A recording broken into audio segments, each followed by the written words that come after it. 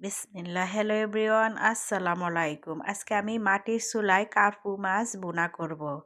আমি মাছটাকে লবণ হলুদ দিয়ে মেখে এখন ফ্রাই প্যানে ভেজে নেব।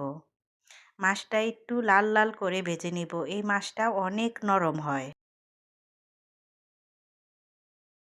আমি যে শহরে থেকেও মাটির চুলায় রান্নাটা উদ্যোগ নিচ্ছি, কার কেমন লাগলো আমাকে কমেন্টে জানাবেন। আমার মাছটা ভাজা হয়ে গেছে, এখন আমি উঠিয়ে নেব। মাটির চুলায় রান্না করাটা আমার কাছে অনেক ভালো লাগে। আমি মাটির চুলায় রান্না করি, আমি এখানেই বসে খাই। আপনাদের সাথে শেয়ার করা হয় নাই।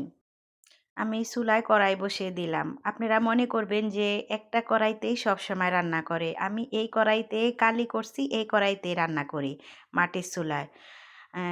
মাটির চুলাতে রান্না করলে হাঁড়ি পাতিল মাজতে অনেক কষ্ট হয়। সব কিছু কালো হয়ে যায়। যেরকম গ্যাসের চুলায় রান্না করলে সব কিছু সাদা পকপকা থাকে, কিন্তু মাটির চুলায় রান্না করলে সব কালো হয়ে যায়।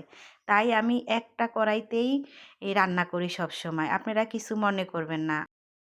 আপনার সাথে কথা বলতে বলতে আমি সব মশলা দিয়ে দিছি। মশলা কষানোর জন্য একটু পানি দিয়ে দিলাম। এখন আমি মশলাটা ভালো করে কষিয়ে নিব। মশলা যত ভালো করে কষাবেন তরকারির টেস্ট ততই বাড়ে। আমার মশলাটা কষানো হয়ে গেছে, এখন আমি মাছের জন্য ঝোল দিয়ে দিলাম। ঝোলটা ফুটে আসলে তারপরে আমি মাছ দেব। আমার ঝোলটা ফুটে আসছে, এখন আমি মাছগুলা ঢেলে দিলাম। মাছ দিয়ে আমি সুন্দর করে বিছিয়ে দিলাম। এখন আমি পেঁয়াজ কলি দিয়ে দিলাম উপর দিয়ে।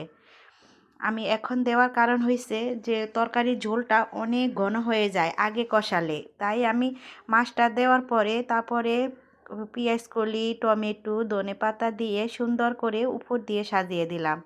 তাই এগুলা তরকারির ঝোল ঘন হবে না। আমার রান্না হয়ে গেছে, এখন আমি বাটিতে ঢেলে নিলাম।